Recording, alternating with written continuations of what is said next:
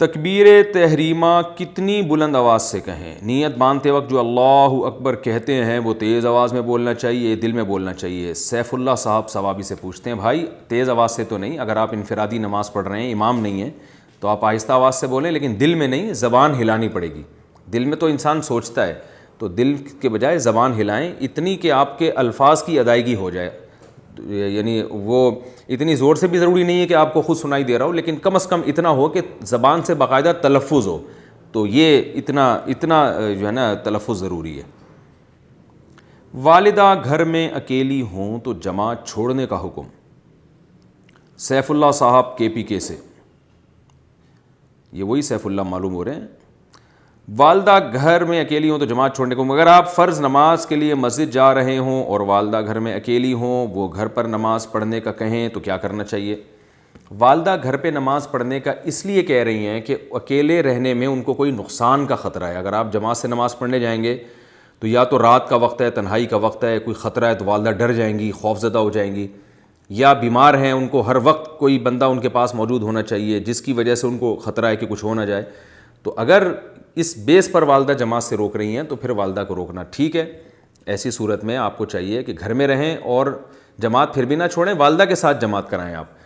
لیکن اگر ایسی کنڈیشن نہیں ہے، کوئی خطرہ نہیں ہے والدہ کو، تو پھر والدہ کی بات ماننا جائز نہیں ہے، کیونکہ جماعت سے نماز پڑھنا واجب ہے۔ رسول اللہ صلی اللہ علیہ وسلم نے ارشاد فرمایا، لا صلاۃ لجار المسجد الا فی المسجد، مسجد کے پڑوس میں رہنے والے کی نماز مسجد ہی میں ہوتی ہے، مسجد کے علاوہ نہیں ہوتی۔ تو وعید شدید ہے یہ، تو اس لیے جماعت کی نماز کی آپ کو پابندی کرنی چاہیے۔ پڑوس سے مراد یہ کہ جس کے محلے میں مسجد موجود ہو۔ کیا بار بار گناہ کر کے توبہ کر سکتے ہیں؟ اگر کوئی ایک گناہ بار بار توبہ کر کے پھر بار بار کرتا ہو تو کیا اللہ تعالیٰ اسے معاف فرمائیں گے یا نہیں؟ عبداللہ صاحب KPK سے۔ دیکھیں، توبہ کا دروازہ تو موت تک کھلا ہوا ہے۔ 100 بار بھی کوئی گناہ کر کے 100 بار بھی توبہ کرے گا تو توبہ قبول ہوگی، بشرطے کہ وہ توبہ ہو، صرف اوپر کی توبہ نہ ہو، دل سے توبہ ہو۔ دل سے توبہ کی علامت کیا ہے کہ عزم کر لے کہ آئندہ میں یہ گناہ نہیں کروں گا، پکا ارادہ کرے، اور جو ماضی میں گناہ ہو چکے ہیں ان پر ندامت ہو، اس کو خوشی نہ ہو کہ اچھا ہوا چلو اتنے تو مزے اڑا لیے میں نے، ندامت ہو۔ اور تیسری چیز، آئندہ اللہ سے ایگریمنٹ کرے، دل سے عزم کرے کہ آئندہ نہیں کروں گا۔ ان 3 شرطوں کے ساتھ جو اللہ سے توبہ کرے گا، معافی مانگے گا، تو قرآن مجید میں اللہ تعالیٰ کا ارشاد ہے، وَمَن يَعْمَلْ سُوءًا أَوْ يَظْلِمْ نَفْسَهُ ثُمَّ يَسْتَغْفِرِ اللَّهَ يَجِدِ اللَّهَ غَفُورًا رَحِيمًا۔ کوئی گناہ کر لے یا کسی طرح اپنی جان پہ ظلم کر بیٹھے، یعنی اللہ کی نافرمانی جب انسان کرتا ہے تو اپنی جان ہی پہ ظلم ہوتا ہے، ثُمَّ يَسْتَغْفِرِ اللَّهَ، پھر اس کے بعد وہ اللہ سے توبہ کرے گا، معافی مانگے گا، یجد اللہ غفورا رحیما، تو اللہ کو غفور بھی پائے گا اور رحیم بھی پائے گا۔ یعنی اللہ صرف یہ نہیں کہ گناہ معاف کرے گا بلکہ اس پر رحم بھی کرے گا اللہ تعالیٰ۔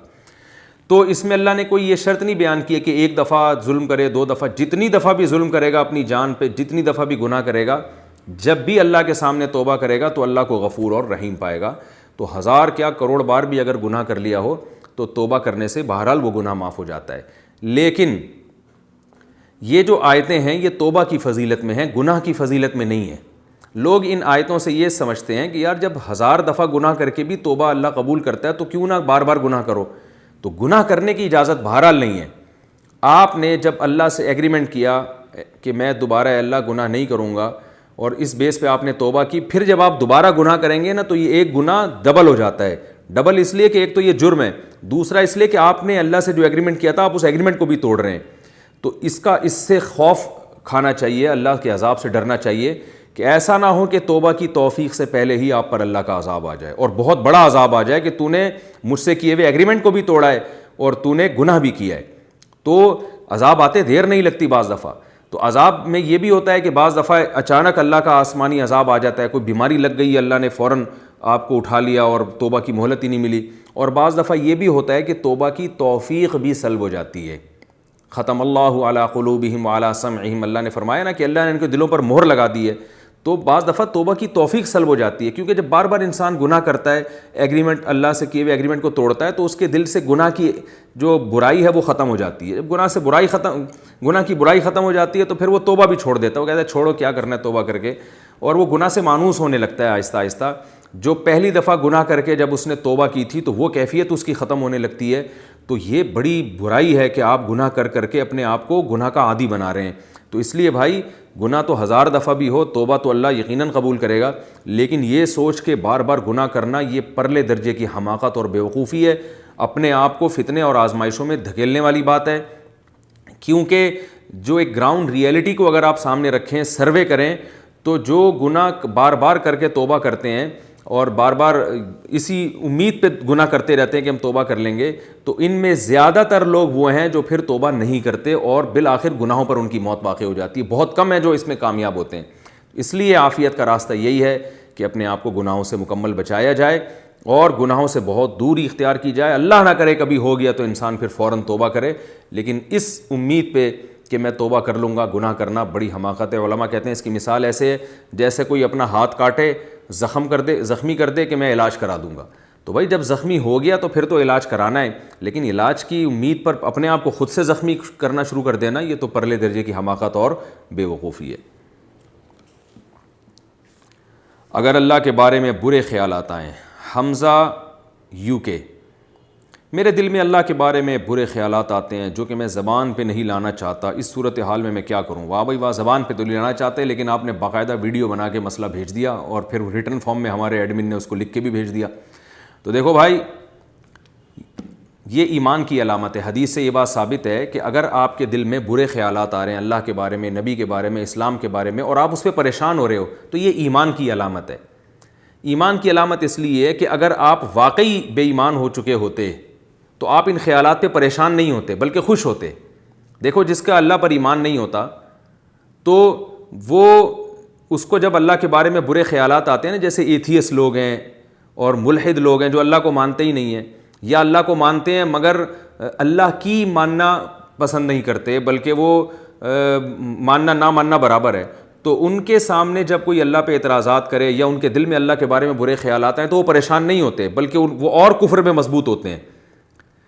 تو یہ جو آپ کو پریشانی ہو رہی ہے نا, یہ پریشانی اس کی علامت ہے کہ آپ کا ماشاءاللہ اللہ پر ایمان بھی ہے, اللہ کے رسول صلی اللہ علیہ وسلم پر ایمان بھی ہے, اسلام پر بھی آپ کا ایمان ہے. کیونکہ یہ ایمان ہے تو آپ کو جب اس ایمان پہ کوئی چیز ڈاکہ ڈال رہی ہے تو آپ کو تکلیف ہو رہی ہے, تو تکلیف اس کی علامت ہے کہ آپ کو ایمان سے محبت ہے, اللہ سے محبت ہے, اس کے رسول صلی اللہ علیہ وسلم سے محبت ہے. تو یہ جو خیالات آ رہے ہیں نا, یہ شیطانی وسوسے ہیں, یہ شکوک و شبہات نہیں ہیں.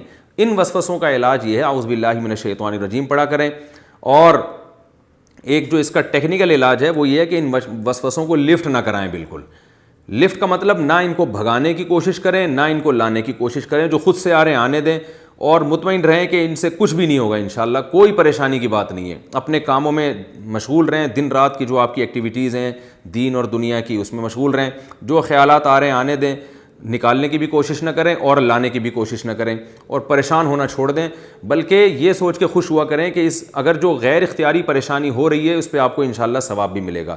تو لہذا ان کو نہ زبان سے ادا کریں, نہ ان کو لکھ کے دیں, نہ ان کے بارے میں کسی سے سوال پوچھیں, اور ان کو لفٹ کرانا چھوڑ دیں. کیونکہ شیطان جو ہے نا, جب اس کو فری کرانا چھوڑ دیں گے آپ تو پھر وہ آپ کو بھی تنگ کرنا چھوڑ دے گا. اب آپ پریشان ہوں گے نا تو شیطان سمجھ جاتا ہے کہ یہ آدمی ان وسوسوں سے پریشان ہو رہا ہے, اب اس کو اور پریشان کرو. آپ نے دیکھا ہوگا جب ہم چھوٹے بچے تھے نا تو بچوں کی عادت ہوتی ہے, کوئی موٹا ہو تو اس کی چڑ رکھ دیتے ہیں موٹو, کوئی پتلا ہو تو اس کی چڑ رکھ دیتے ہیں پتلو, کوئی کالا ہو تو اس کو کلو کہہ دیتے ہیں. تو اس طرح کے چڑیں بچے بہت کرتے ہیں. تو اب ہم نے دیکھا اسکولوں میں ہم دیکھتے تھے کہ جو بچہ کسی خاص نام سے چڑھتا ہے نا تو دوسرے بچے پھر اس کو اور زیادہ چھیڑتے ہیں. اب کوئی موٹا ہے تو بچے اس کو کہتے ہیں موٹو, اس کو آئے گا غصہ, تو پھر بچے خوش ہوتے ہیں, پھر اور بار بار موٹو کہتے ہیں اور بار بار موٹو کہتے ہیں. تو وہ بیچارہ موٹا جو ہے نا وہ ٹینشن سے پتلا ہو جاتا ہے یہ موٹو کا لفظ سن سن کے.